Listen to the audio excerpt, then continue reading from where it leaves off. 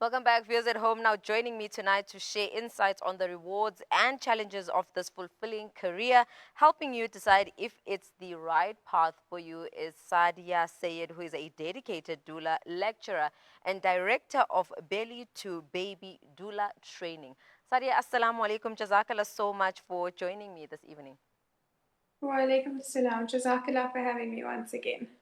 Now, just to get started on our conversation, what inspired you to become a doula?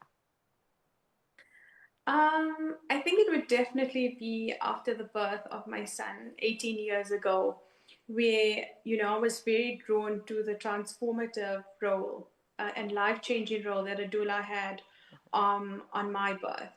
So it almost felt like something was missing from the process, where I had my care provider, I had my gynecologist, I had my husband, alhamdulillah, but I had the nursing staff. But there was still something missing from my birthing process, where I then did research and I quickly realized that it was a doula.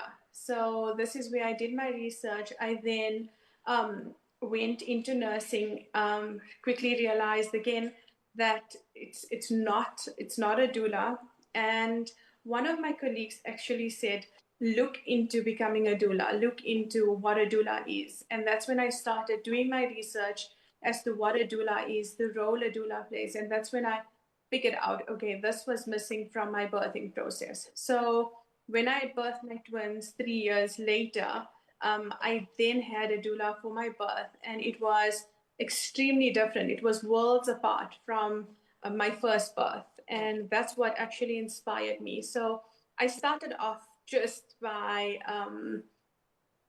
volunteering my services at Rahima Musa Mother and Child without doing any sort of training, without doing any sort of course on becoming a doula. I just went into the hospital, started volunteering, just being there for mums in labor, helping them during their postpartum period. And then that's what transpired into me doing the doula training and the doula course. And then yeah, so Alhamdulillah, I've been practicing for the past 16 years. Subhanallah.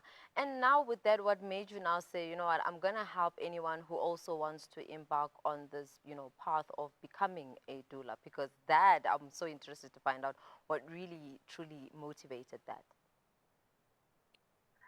Um, so like I said, I always felt like something was missing from my birthing process, and I thought it was becoming a nurse or becoming a midwife, and it wasn't that. I needed a completely different entity. I needed somebody there to help me cope mentally, physically, and emotionally. I needed a non-medical personal person that was there during my birthing process.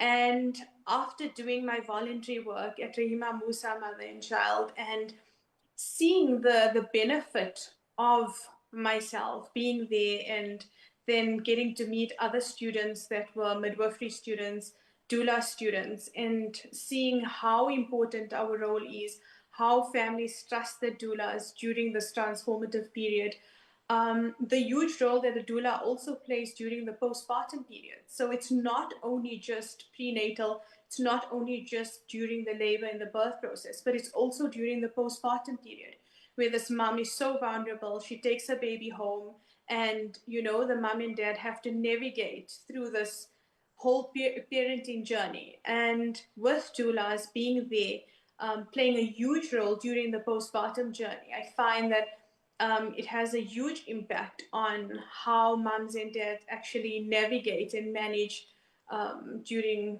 this transformative journey into parenting. And thus far, how has the journey been? And since you've mentioned to us that, you've been doing it for more than 10 years. Alhamdulillah, with every career you have um, your ups and downs, but I would say mainly positive. To be able to get to witness new life, to be able to get to witness births on a very, very regular basis, to be there in that moment where you watch this baby take their first breath, listen to their first cry, to be able to witness these parents, look at their babies for the first time, and the joy and the different emotions that happen in a birthing setting is something that you can't explain. Every time I leave a birth, I'm on a birth high, because I just feel like it's such an amazing thing, alhamdulillah, and I feel like, it's such a gift to be able to witness something like this so often. So yes, sometimes there is burnout where your labors are long, the births are long, the births are a little bit difficult, but it's important to have mentors where you can go back to and debrief. So having things in place is how you would manage as a doula. So yes, having your mentors, debriefing, taking time off, making sure that you don't reach burnout where you don't want to go back anymore. So prioritizing yourself, your family, your children. Um, yes, I think it can be a great journey to look into. And with that, what skills, qualities, and qualifications are essential for a student to become a doula? And most importantly, what advice would you like to, share with an individual who's looking into becoming a doula? So your listening and communication skills need to be very, very strong. Remember that you need to advocate for parents that's wanting to birth in any sort of setting.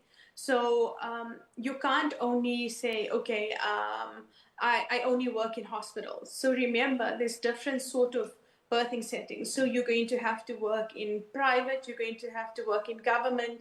Some parents just choose to have elective C-sections, and you need to be an advocate for that. You need to be able to support them. So making sure that you are portable as a doula.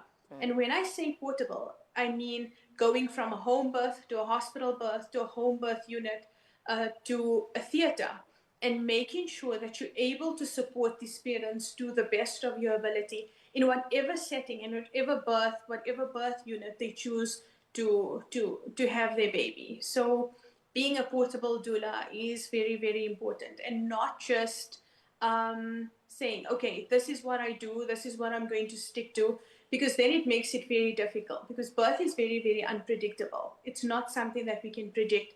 And a lot of the times you find that birth plans and the way the mom wants to birth changes in the moment. So as doulas, we need to be susceptible to change. We need to be open to the birth plan changing in the moment.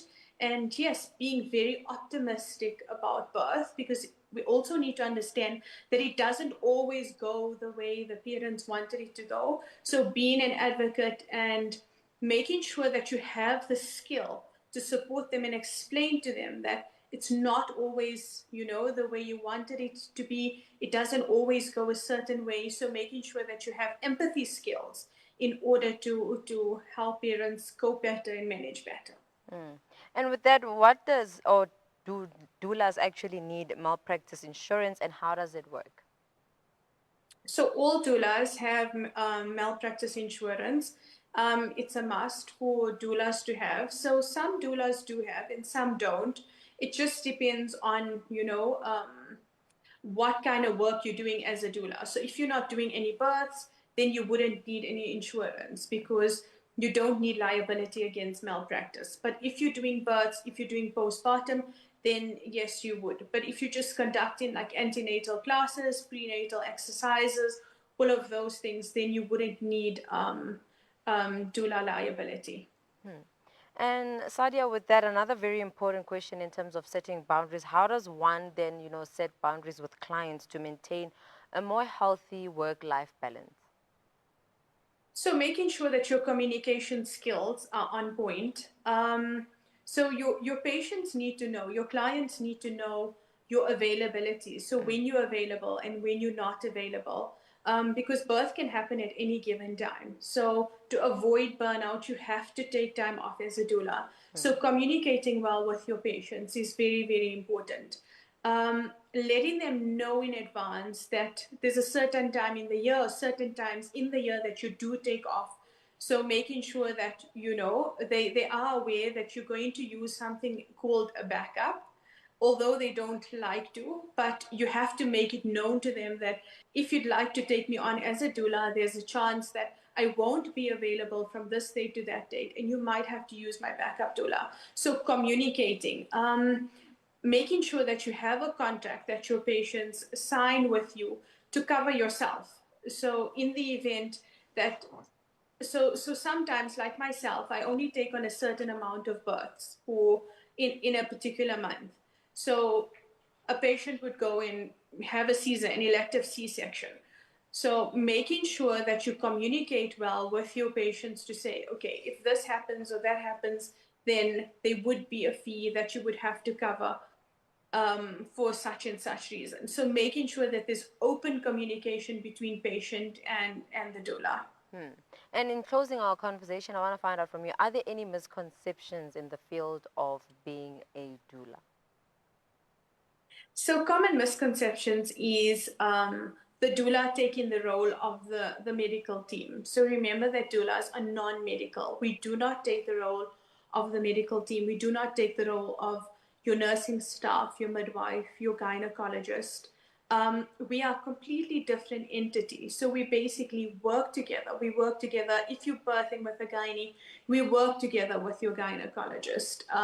We work with your midwife. We work together with the nursing staff to make sure that the mom has a good birth outcome. That doulas only work in certain settings. No, most doulas will understand that they have to work in different birth settings, like your home births, your theaters, your hospitals, your midwifery units, even home birth units. And also that doulas are only pro-natural. So yes, doulas are pro-natural because ideally that's the way women should birth, without any intervention if not necessary, trying to stay away from drugs, trying to do it as natural as possible. So yes, doulas don't only support you if you're going to have a natural birth without any intervention and without any drugs. We support any sort of birth. So if you're going to labor and you find that you have to take drugs to help you cope, to help you manage the pain, if you can't manage natural pain coping techniques any longer, and you need normal medication, then we do support those births. So it's not only natural births as such that we support. And doulas take the role of the dad, of the partner. No, we don't.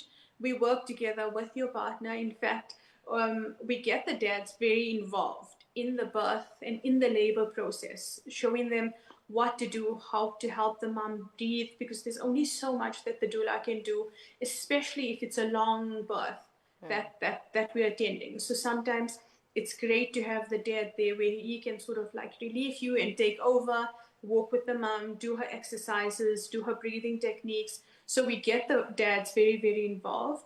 And also in the postpartum period, we get the dads involved where they hands-on with bathing their babies, massaging their babies, so making sure that they're involved. So doulas don't take the role of the dad. We all work together as one entity to make sure that the mom has a good birth outcome. Saadiyah, Jazakallah so much for really giving us, an understanding in terms of what it means to be a doula, what it takes to be a doula, and what you need to have as a doula in terms of boundaries, malpractice insurance, and so many other things. Jazakallah so much for sharing. Jazakallah for having me. Assalamu alaikum. Wa alaikum salam wa rahmatullahi wa barakatuh. Viewers at home, that was a doula as well as a lecturer and director of Belly to Baby Doula Training, sharing in all things around what you need to know in case you're considering to become a doula. Viewers at home, that's where we close it off for now. Let's head over to an ad break. We'll see you just after this.